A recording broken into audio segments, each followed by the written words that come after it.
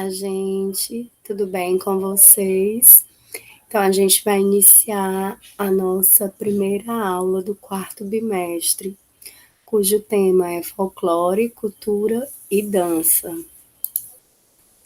Bom, a gente, nesse primeiro momento, vai fazer um pouco de reflexão sobre o corpo, né? Corpo e expressão artística cultural. E aí eu trago aqui algumas características, né, e denominações desse fazer, desse corpo, né? Por que trabalhar esse corpo e por que essa temática folclore, né? Então aqui eu trago um pouquinho a denominação, assim, contextualizando a nossa proposta. Então, é a maneira, né, como as pessoas ou grupos difundem determinado conhecimento ou cultura utilizando atividades e manifestações de cunho artístico e que tenham um significado simbólico para a identidade de sua esfera.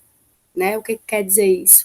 Quer dizer que aquilo que a gente vai construindo na nossa região, no nosso local, no nosso país, enfim, são traços, né, manifestações que eles perpassam, né, no caso da dança, através da dança, essas manifestações acontecem, né?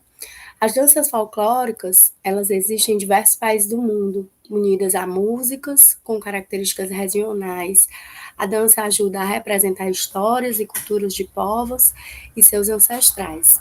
Essas danças são geralmente baseadas em histórias, lendas, cultos religiosos, a deuses, datas comemorativas, festejos típicos e outras influências. Possuem também caracterizações e cores, como roupas e cenários, que ajudam a contar suas histórias. Existem formas, né, de caracterizar as danças folclóricas, como, por exemplo, pelo número de participantes. Vamos lá. As danças onde uma única pessoa executa os passos são chamadas de solistas, né? Um exemplo disso no Brasil é o frevo. Tá? A gente tem o frevo de Pernambuco, né? Que caracteriza bem essa dança solo folclórica. As danças de casal são chamadas de par enlaçado, como por exemplo a valsa. Existe ainda a dança de par solto, como a chimarrita, né? Algumas formas de dança podem mesclar os dois estilos, como as quadrilhas juninas, onde existem coreografias de par e individuais. A gente tem como característica que as quadrilhas, né, que ela denomina bem os dois estilos, né? Como bem falou. Existem momentos em que está o grupo dançando, né?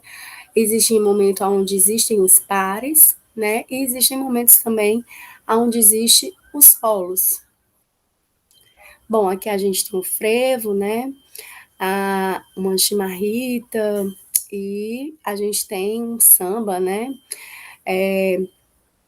Onde a gente tem como característica no carnaval e a gente pode ver bem essa caracterização, né, nas danças carnavalescas.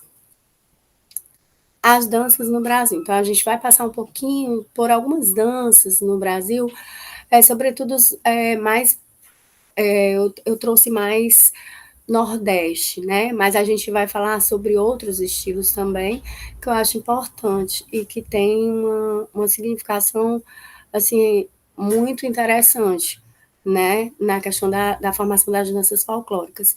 No Brasil, existe uma diversidade de danças folclóricas, elas partem dos mesmos princípios mundiais, né? Elas se baseiam em histórias, lendas, festejos, cultos religiosos, brincadeiras e outras influências, né?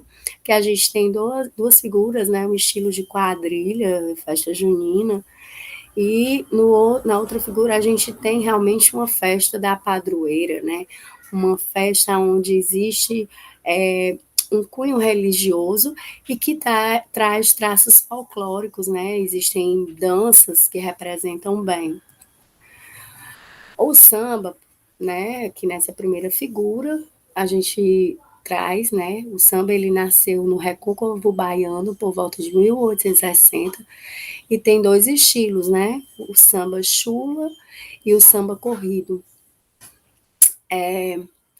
O samba de roda é uma das danças folclóricas brasileiras mais conhecidas, surgida da influência de africanos trazidos para o Brasil, né, à força e de ritmos portugueses, e tinha como objetivo o culto dos orixás e caboclos. A gente tem nessa segunda figura. Desculpa, vou voltar aqui um pouquinho.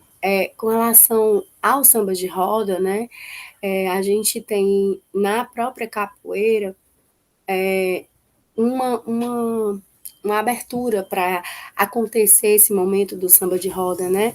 Onde a gente tem algumas características como a barrigada, né? A umbigada, na verdade, e é uma caracterização muito peculiar, porque ela tem influência africana, né? E faz parte de toda a formação, é, não só trazida do Brasil, né? Mas assim de alguns ritmos portugueses e que fazem parte de assim, perpassam todo o território brasileiro, né? Assim, a gente tem o samba de roda, se a gente for observar, em todo o território brasileiro. A ciranda é uma das danças folclóricas típicas do estado de Pernambuco, né? Assim, alguns grupos aqui em Fortaleza, na região do interior também, de praia, elas têm uma característica de ciranda, mas ela é muito mais típica de Pernambuco, né? O ritmo tem como características passos coreografados, ou simples, surgiu quando as mulheres de pescadores cantavam enquanto esperavam seus maridos voltarem do mar. Com origem na ilha de Itamaracá, região metropolitana da capital do estado, a ciranda é feita quando os dançarinos fazem um grande círculo, onde dançam ao som de instrumentos como zabumba ou bumbo, maracá, carol e ganzá. Então aqui a gente tem uma figura, né, de pescadores na região praiana dançando a ciranda. O maracatu também tem origem em Pernambuco, né? Não se sabe exatamente quando surgiu, mas seus registros mais antigos são de 1711. Surgiu com o intuito de celebração religiosa e é considerado o ritmo afro-brasileiro mais antigo. Existem dois tipos, né? O maracatu nação e o maracatu rural. A primeira surgida na região metropolitana de Recife e o segundo na cidade de Nazaré da Mata, interior do estado.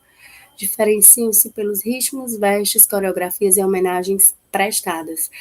Aqui também nós temos, né, o maracatu, e a presença do maracatu, ela acontece no carnaval de rua também, né, no momento, no período dos festejos carnavalescos, e são grupos tradicionais, né, assim, enfim. O maculelê. O maculelê também é um ritmo, né, um estilo que é muito dançado na capoeira, né? A capoeira também se utiliza muito do maculelê, né? É uma dança folclórica que nasceu da influência da arte marcial armada de mesmo nome. A coreografia simula uma luta tribal, onde os dançarinos usam dois bastões como arma. Os golpes são deferidos no ritmo da música, que pode ser cantada em português ou em línguas indígenas e africanas. Então, ela tem uma forte característica tanto africana como indígena, né? Ela tem origem afro-brasileiro indígena e tem como base uma lenda que é contada de diferentes formas, mas sempre com o mesmo foco. Nela, um guerreiro luta sozinho, utilizando apenas dois bastões como arma e consegue defender sozinho toda uma tribo. No ritmo são utilizados atabaques, de nome rum, o maior com som grave, o rumpi, de tamanho e som médio, e o lê, o menor dos atabaques e com som agudo. A gente, eu trouxe a chula, né, gente? Ah, mas por que professora? A chula é do Rio Grande do Sul, né? Não é um ritmo nordestino. Eu acho muito interessante, né, a chula, por ser uma dança masculina, né? Por a gente poder ver o corpo masculino dançando, mesmo que seja numa vertente de como o maculelê, né, que é um desafio, uma luta, uma corporeidade mais de luta. Na verdade, a chula tem um pouco dessa característica, né? Então, eu acho muito interessante poder trazer a chula e mostrar assim que o corpo masculino ele é muito muito presente também nas danças, né? Então, é uma das danças folclóricas da região sul do país, que é dançada principalmente por homens e tem semelhanças com o sapateado. A coreografia simula uma disputa onde uma vara de madeira é posta no chão e 2 ou 3 dançarinos se enfrentam mostrando habilidades com os passos. Originalmente, era usado quando, em um baile, 2 homens chamados de peão queriam dançar com a mesma mulher, chamada de prenda. Olha que interessante, né, gente? Então, um por vez realizava uma sequência de passos que seria imitada e completada pelo outro, e assim sucessivamente, até que um errasse ou pisasse na madeira. O vencedor dançaria a noite toda com a prenda, né? Culturalmente, né, gente? Como isso se fez, como essa dança se mostrou. Eu acho interessante, embora hoje a gente não tenha mais essa cultura, esse hábito, né? A gente hoje, a mulher, por exemplo, ela convida o homem também, ela pode convidar. Existem danças, né, também que fazem isso, mas é uma característica de uma formação cultural, de uma presente dentro de uma região, e é bem interessante a gente poder abordar, poder ver, poder perceber, né? Bom, e aí a gente por hoje encerra a nossa primeira aula do quarto bimestre. Eu agradeço a vocês a presença. Desejo que esse retorno seja proveitoso, né? Que a gente nos nossos encontros possamos debater mais sobre esses temas, não só esses temas, mas outros temas da educação física, e que vocês aproveitem, né? Que a gente continue nos cuidados, continue se resguardando, se preservando, para que a gente possa voltar com segurança. Então, desejo a todos muita paz, muita luz, que Deus abençoe cada um. Beijo grande.